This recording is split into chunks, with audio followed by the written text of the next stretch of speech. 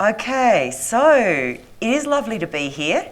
I was asked today to talk about, what's normal and things with endometriosis and pain, and yet looking around today, I suspect many of you already know that the pains and the symptoms that you've had aren't normal.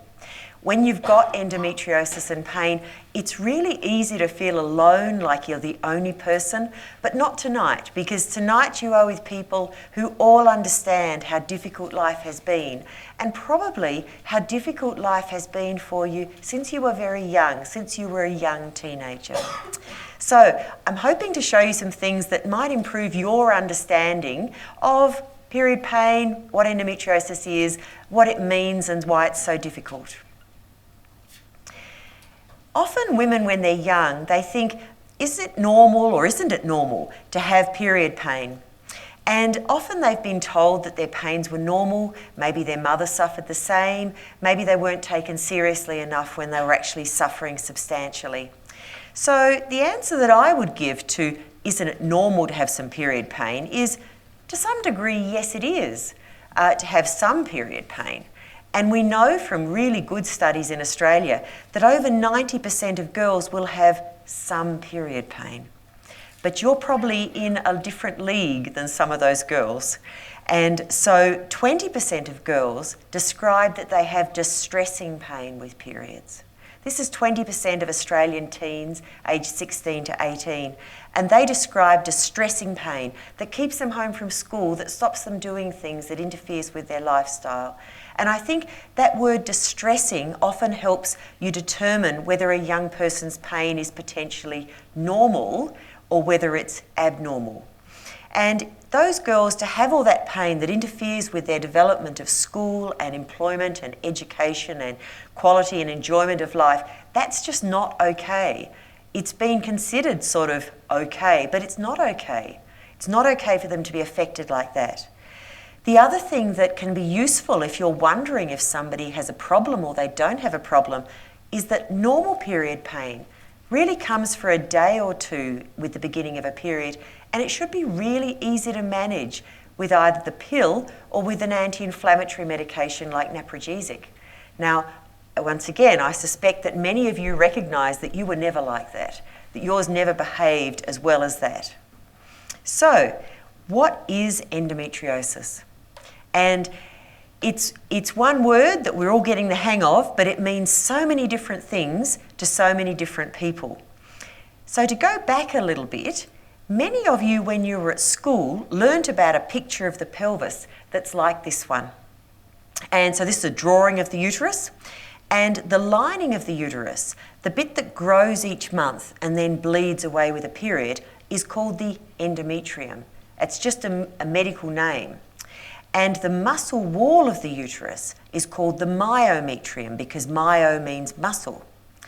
And endometriosis is where you have tissue that looks a bit like the lining of the uterus under a microscope anyway, outside the uterus in places it's not supposed to be. And it can be mild, in other words, there's little bits of endometriosis around the pelvis, or it can be severe, there's large areas of endometriosis around the pelvis. So, that's the picture you might have learnt about in school, but here's the real thing. So this is a picture taken from a laparoscopy, and remember when you're looking at these pictures that you are looking down, imagine you're looking through your own belly button down towards your feet. So you're looking down into the pelvis, and the big thing in the middle is the uterus. The white areas on the side, those white round ones, are the ovaries.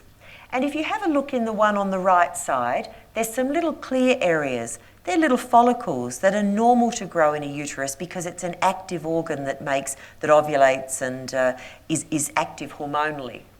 And if you look in the middle between those two bands, which are called the uterosacral ligaments, there's an area in the middle there that's sometimes called the pouch of Douglas. And that's an area that's described because it's the lowest point in the pelvis. And through that area, through there, the paler area is the rectum. So that's where the bowel goes, through the pouch of Douglas near the end. And you can't see the bladder, but the bladder is there. It's at the front. If you look at the other side of the uterus there, under that skin, the skin's all called peritoneum, Under there is the bladder. So when you look at that picture, think there are things you can see in that picture, like the uterus and ovaries, but there are things you can't see in the picture as well, like the bladder. You don't see all of the bowel. You don't see the inside of the bowel. And you also don't see the pelvic muscles which are lining the pelvis and sometimes contribute a lot to the pain. So some things you can see, some things you can't see. So this next one, is a video of a normal pelvis, just to once again help you understand the pictures that you might see of your own laparoscopies, so you can orientate things. So the only reason that uterus is moving is because there's a manipulator inside it put in from the bottom end, so you can move it around and see things. And this pelvis has beautiful skin called peritoneum, which is lovely and smooth. Under there is the bladder, so it'll be underneath there, that's the bladder there.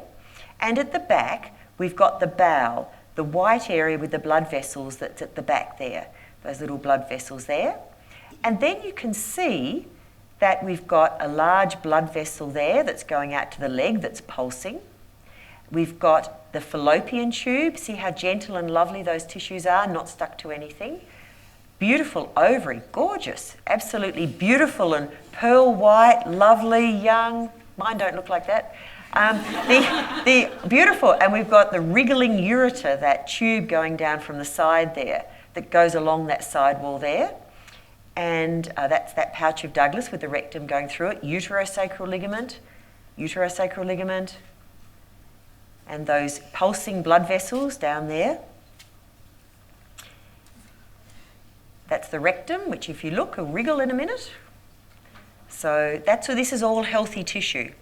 And then we've got the bowel, that long tube. You can see the outside of it and not the inside. And there's the other fallopian tube, that long pink tube there. And the ureter underneath all that that'll be wriggling in a minute as well, along that side there. They're the things, the ureter is the thing that a gynae doesn't want to hurt. Okay, so now here's a picture, and this person's got some endometriosis. So if you have a look on the left, recognising the things you saw in the previous pictures, don't worry that the colour's slightly different, because that happens with different cameras, different pictures. So the pink thing in the middle is still the uterus, but you see how it's got some dark spots on it. And endometriosis comes in many different colours. So this is one colour which is fairly easy to see, that sort of reddy, browny, vascular area. But it can be clear like tiny bubbles. It can be a blacky blue colour. It can be white or yellow or just looks like blood vessels. So there are lots of different appearances. And this picture here is a close-up of the area under the ovary and fallopian tube on the other picture. And if you have a look, there's the bits that are easy to see, which is the darker, blacker, bluer, redder bits there.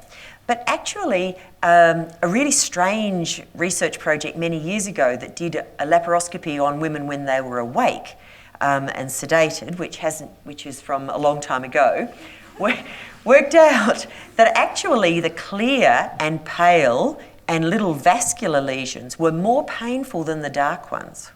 So the dark ones are actually, just because you can see them more, does not mean that they are more painful or more important. In fact, if anything, they are the older, more burnt out type ones. And teenagers often have clear lesions that are often difficult to see. You've got to be careful looking for them. And they don't always look as spectacular as some of these dark spots. If you look at the picture on the right here, you can see the dark bits, but you can also see some paler ones which are more yellowy with a little bit of clearish irritation around some of the other ones. The whole area looks inflamed. That whole area has endometriosis, not just the bright spots. Now, none of this would show on an ultrasound. So an ultrasound scan is good at picking up lumps of tissue that are big enough to see. It is also sometimes, if you have a really good quality one these days, it will sometimes show if things are a bit stuck together, which they're not in this woman. But it won't show you this. It won't show you the surface of the organs in the pelvis. So none of this would show on an ultrasound. So if you have an ultrasound that says, oh, it all looks normal, that doesn't mean you don't have endometriosis. And many of you may have been through that experience yourselves. So, but wait, we've got two women here in these pictures here. The one on the left has a reasonably normal pelvis in that nothing's stuck together. It's all structurally normal, but there's some areas of endometriosis on that left side under the ovary and a little bit under the right side there. So she's got endometriosis, but it's not severe. The one on the right side has very severe endometriosis. She has ovaries, the white things that are enlarged by lumps of endometriosis called endometrioma. And you can't see down to the rectum at all because the bowel is completely stuck to the uterus there. So she's got everything stuck, the bowel stuck, the ovaries enlarged. This is severe. But you can't, the question is, who has more pain? You can't tell because there's no reliable correlation between the amount of endometriosis and the amount of pain. If you listen to a lot of social media and radio about endometriosis, it seems that as soon as you have a celebrity or someone who wants to talk about their endo on media, they all talk about how severe their endometriosis is and that they have stage 4 or sometimes 5, even though there isn't a stage 5. They have really severe, serious stage endometriosis. And I think, well, actually, if you look at the figures, only probably 5% or, at the most 10% of women with endometriosis have endo that's that severe. Most women with endometriosis, even if they have really severe pain, will have the lower grades. They'll have smaller amounts of endometriosis, but they may still have loads of pain. The thing that it does correlate with is the more severe the endometriosis, the more it can affect fertility. So you can have someone on the left who has some endometriosis. Actually, she had loads of pain, but she'll probably get pregnant reasonably well. Pick the right man, etc. Probably things might go really smoothly. The one on the right might have significant troubles getting pregnant. So just so you understand a bit more about what the severity means. And the fact that if you've got lots of pain and you woke up from your laparoscopy and they said, oh yes, we found a bit of endometriosis but not too much, that doesn't mean you're a wuss or that they didn't look hard enough or something. That's always good to have less. The pain still needs management. Okay, so why is endo such a problem? Because if it's as simple as this, some stuff you can find at a laparoscopy and remove, why is it such a problem for pain? And the answer is there is much more to being a woman with endometriosis than just what you see at a laparoscopy. The laparoscopy is one part. Whenever I do a laparoscopy and see endometriosis, I never feel that I am seeing the extent of her pain. I am seeing one aspect of the full pelvic pain syndrome. And she may well have many other aspects to her pain. And at a laparoscopy, I'm seeing one aspect of that pain. Things get more complicated for some women with endometriosis. They may well have started as a healthy child until their periods started. And then their pain starts somewhere. For this group here, probably with bad periods at some stage developing during their teens. But the next thing that happens is that it might have started with period pain, but there's a long name in pain medicine called visceral hyperalgesia, which actually means that when one organ in the pelvis is unhappy, the other ones get in the act and get unhappy too. So you might start with bad periods, but then you get maybe bowel symptoms, irritable bowel, overactive bladder, food intolerance, etc. And you don't see those at a laparoscopy or on a scan, but they're all getting into the act together. The next thing that can happen, like any type of pain, is when there's been bad pain for a while, the pelvic muscles get tight and tender and painful. And this is where things like the aching or the stabbing pains or the pain with movement and sometimes some of the pain with intercourse, back pain, pains on the side, that sort of thing. And you can't see that on an ultrasound or at a laparoscopy either. And then over time, the nerve pathways change. And that happens to anybody who can have pain for a long time. So then you start getting things like fatigue, anxiety, low mood, poor sleep, sometimes nausea, sweaty, dizzy, faint, all those things that really contribute to a difficult quality of life. And then there's all the issues that many of you know about. Life's hard for women with endo, and it's hard for people with pelvic pain. And that sometimes impacts on their life as well. So this picture is one of the reasons why endo is just more complicated than you'd think from looking at those operation pictures. So, and some of the myths, that if there's pain, you should be able to see it at a laparoscopy. Often you can see aspects of it, but you don't see the whole picture. The other myth is that if something's seen at the laparoscopy, then that is the extent of her pain. Might be part of her pain, but it's often not the whole picture. Women with endo live with what you would know as an everyday reality, not for everybody, but for many of them. That it's a complex mix of pains, there's medications to think about, what will I take, what won't I take, what can I do today, what can't I do today, is my period coming, is my period not coming, while attempting to maintain as much of a normal life as possible. And I think we should also recognise that all of this is lived within that culture of secrecy and cultural overlay, that is things to do with a woman's pelvis and some of the myths that our culture has grown up with even to very recent times.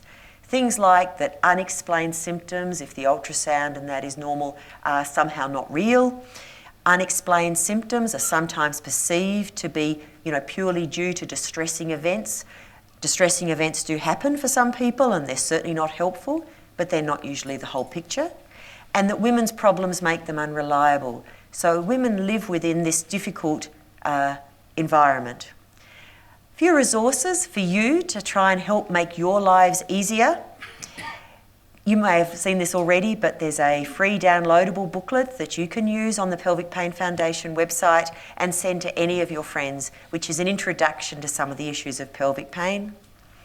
We have lots of things on our website that are either free or low cost to support you, to help you get the resources and the access to help with pain that you might find difficult otherwise. And I'd like to encourage you all, you're all here today with like-minded people, to be part of the solution as well. We're going to hear about exciting new things happening in Australia, and we'd love you to be part of the solution. So make a very big noise to get a better deal for women and girls like yourselves. Everyone from every background has something to offer. Volunteer with QENDO, they're a great group, been around a long time, and you might even like to sign up for our PPFA newsletter. So thank you very much for coming along today.